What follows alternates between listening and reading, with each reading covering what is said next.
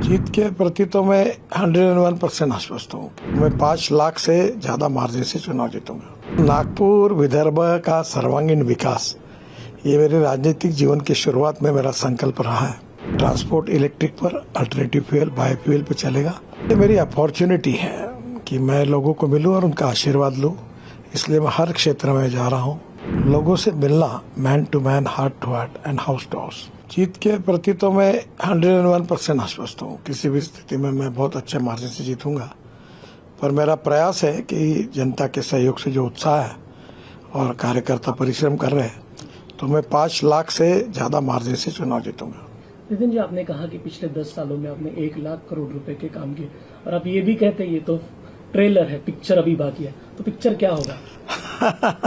Picture तो नागपुर विदर्भ का सर्वांगीण विकास, ये मेरे राजनीतिक जीवन की शुरुआत में मेरा संकल्प रहा है। और टूरिज्म, इंडस्ट्री, आईटी, मिहान की डेवलपमेंट, नाग नदी का शुद्धिकरण, और सबसे इम्पोर्टेंट चीज़ है कि नागपुर शहर को जल प्रदूषण, वायु प्रदूषण और ध्वनि प्रदूषण से मुक्त करके एक ग्रीन शहर बनाने के लिए मैं कोशिश करूंगा। यहाँ का ट्रांसपोर्ट इलेक्ट्रिक पर, अल्टरनेटिव फ्यूल बायोफ्यूल पे चलेगा। पेट्रोल डीजल का यूज नहीं के बराबर होगा। और नागपुर में विशेष रूप से अच्छे बगीचे, अच्छे खेलने के मैदान, हर विधानसभा क्षेत्र में 2 स्विमिंग टैंक, हेल्थ क्लब, और उसके साथ विशेष रूप से मैं कोशिश करूंगा कि नागपुर के युवाओं को, अभी 68,000 लोगों को मिहान में रोजगार मिला है, 1 लाख आंकड़ा में 1 साल के अंदर पूरा करूंगा।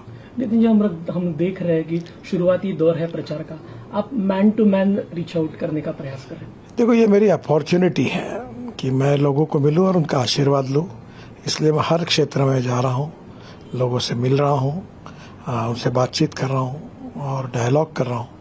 और लोगों से मिलना, man to man, heart to heart and house to house, यही मेरी कैंपेन की विशेषता। और टेक्नोलॉजी का उपयोग भी कर रहा हूँ, और कभी कभी मैसेज भी, कुछ बातें भी वहीं से उनके पास पहुँचती हैं। नितिन जी, आपने नागपुर के वोटरों से अपील की कि वो सुझाव दें ताकि आप अपना खुद का जो मैनिफेस्टो बनाएंगे। 30 तारीख तक मैंने सुझाव मांगे हैं, और जो भी लोग सुझाव देंगे उसके सबके ऊपर अध्ययन करके मैं अगली विजन अपनी डिक्लेयर करूंगा।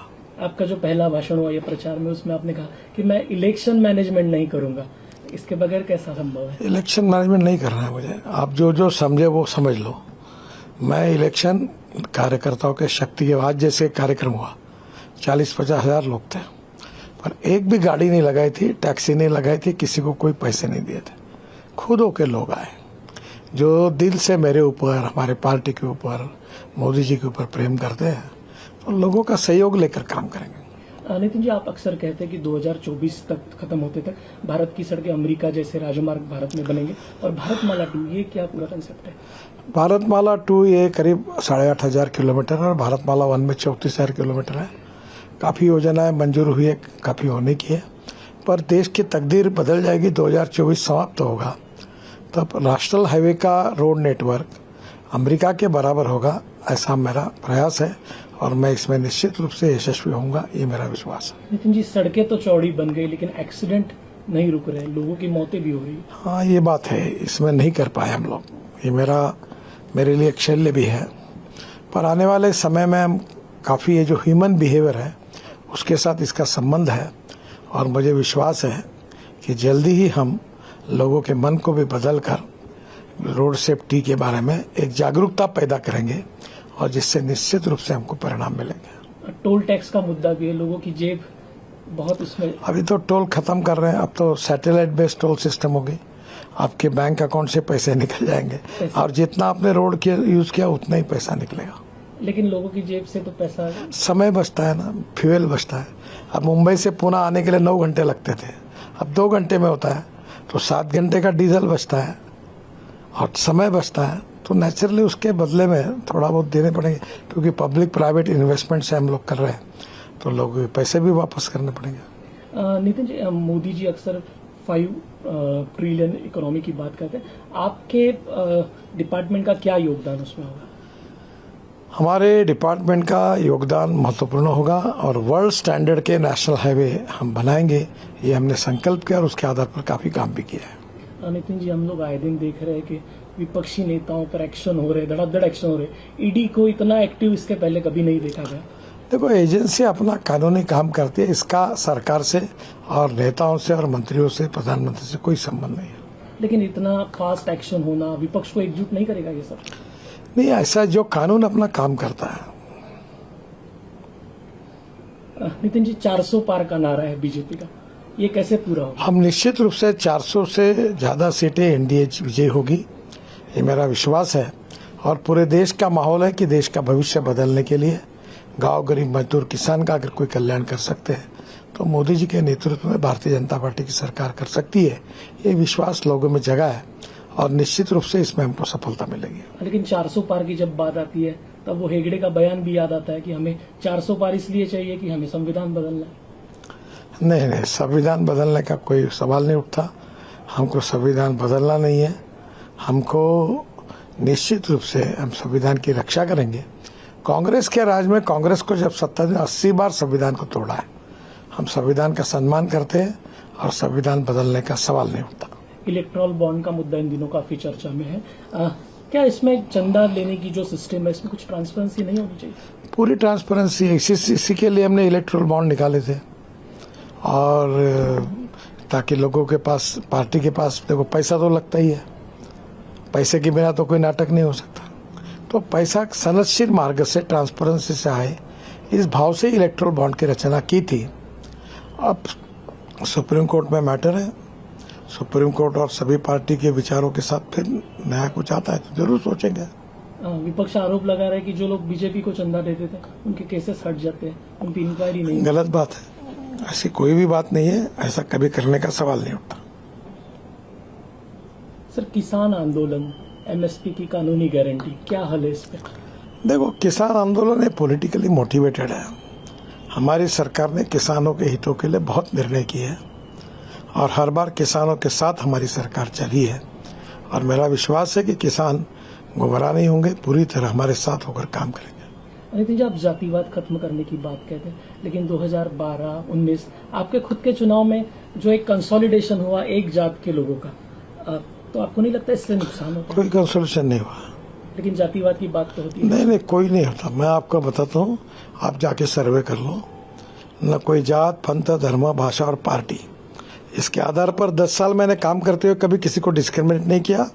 और मुझे भी वोट देते समय कोई लोग इस बात का विचार नहीं करेंगे, पूरी तरह वोट मिलेगा, यही मेरा विश्वास है। नागपुर कॉन्स्टिट्यूंसी में मुस्लिम वोटरों की तादाद बहुत बड़ी है। उनके भी मुझे अच्छे प्रमाण में वोट मिलेंगे, बड़े प्रमाण पर वो मुझे मिल रहे हैं, आश्वस्त कर रहे हैं। और मुझे सब समाज के वोट मिलेंगे और मैं चुनाव जीतूंगा। वो बीजेपी से दूर तो नहीं है? नहीं, उनके मन में कुछ गलतफहमियां हम दूर करने की कोशिश करते हैं। और इस बार मुझे तो निश्चित रूप से अच्छा वोटिंग मिलेगा, ऐसा मेरा विश्वास है।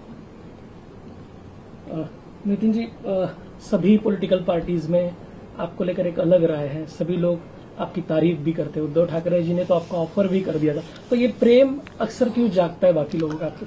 मैं तो भाजपा का हूँ, संघ का स्वयंसेवक हूँ। ये मालूम होने के बाद भी लोग मेरे ऊपर प्रेम करते हैं, क्योंकि प्रधानमंत्री जी ने भी कहा है, सबका साथ, सबका विकास, सबका प्रयास। तो हम सबके साथ अच्छे हैं। महाराष्ट्र की राजनीति को लेकर आप कैसा देखते हैं? क्योंकि जिस तरीके की तोड़फोड़, जिस तरीके के घर तोड़े गए, महाराष्ट्र में निश्चित रूप से हमारी ट्रिपल इंजन की सरकार, बहुत अच्छे तरीके से हम चुनाव जीतेंगे, ऐसा मुझे विश्वास है। महाराष्ट्र में बीजेपी कितनी सीटें जीतेगी आपको लगता है? पिछले साल जितने मिली थी उतने, उससे ज्यादा सीटें एनडीए को मिलेगी और हम निश्चित रूप से विजयी होंगे, ऐसा मुझे लगता है। सर, इन दिनों देश में जो वातावरण है, खासकर पॉलिटिकल वातावरण, इसमें एक पोल्यूशन टाइप का नजर आता है। हर कोई पार्टी या फिर नेता एक दूसरे के दुश्मन, विचारधारा अलग बात है, ये ठीक है, लेकिन एक दूसरे के दुश्मन है, तो ये सब जो खटास है। ये वातावरण तो नहीं है, पर वातावरण का निर्माण होगा तो हम उसको सुधारने की कोशिश करेंगे। पिछले 10 सालों में 50 लाख करोड़ के आपने काम किए, कोई ऐसा एक काम जो आपके मन को छुआ हो जिसने? जब साइकिल रिक्शा, लोग 1 करोड़ लोग साइकिल रिक्शा चलाते थे, साइकिल रिक्शा पर अपना पीठ पर रखकर 1 क्विंटल का बोरा लेके जाते थे, तो मुझे बहुत खुशी है कि मैंने मैकेनाइज्ड ड्रिवन ई रिक्शा लाई, कार्ट लाई और 1 करोड़ लोगों को मानवता के आधार पर मानवीय शोषण से मुक्त किया। ये मेरे जीवन का सबसे बड़ा काम है। इंडिया गठबंधन है, वो कैसी चुनौती आप? देखो, हमें अपनी बात करनी चाहिए। हमने इतना 10 साल में काम किया है जो 60 साल में कांग्रेस ने नहीं किया, और उसके भरोसे हम लोगों का विश्वास संपादन कर रहे हैं। हम जीतेंगे और मोदी जी के नेतृत्व में हमारी सरकार फिर से आएगी। नितिन जी, आप विपक्षी नेताओं पर क्यों टिप्पणी करने से बचते हैं? बहुत ज्यादा कुछ आप बोलते नहीं। मैंने ये तय किया कि मैं अपने जो काम किया वो अपनी बात लोगों को बताऊंगा। उसी प्रकार से मैं अपने काम पर वोट मांगना चाहता हूँ। दूसरों को नीचे दिखाकर टीका टिप्पणी करके मैं नहीं करना चाहता। एक अंतिम सवाल, आज बीजेपी जिस पायदान पर खड़ी है, पिछले जब से आपने राजनीति शुरू की, पिछले इतने सालों का संघर्ष आप कैसा देखते हैं और आज इस पायदान पर? देखो, आज जिन कार्यकर्ताओं ने, जब हमें प्रतिकूलता थी, सम्मान नहीं था, सपोर्ट नहीं था, तब जिन लोगों ने अपना जीवन पार्टी के लिए दिया है, बलिदान किया है, उनको हम कभी भूल नहीं सकते। और आज हमको ये दिन दिखने के लिए जो मिल रहा है वो उन्हीं के बदौलत, उनके परिश्रम, मेहनत और त्याग के कारण, उनको हम कभी भूल नहीं सकते। ਅਜੀਤ ਪੰਜਾਬੀ ਦੀ ਆਥੈਂਟਿਕ ਖਬਰਾਂ ਦੇ ਲਈ ਸਬਸਕ੍ਰਾਈਬ ਕਰੋ ਅਜੀਤ ਵੈਬ ਟੀਵੀ ਅਤੇ ਤਾਜ਼ੀ ਖਬਰਾਂ ਦੀ ਨੋਟੀਫਿਕੇਸ਼ਨ ਪਾਉਣ ਦੇ ਲਈ ਬੈਲ ਆਈਕਨ ਤੇ ਕਲਿੱਕ ਕਰੋ।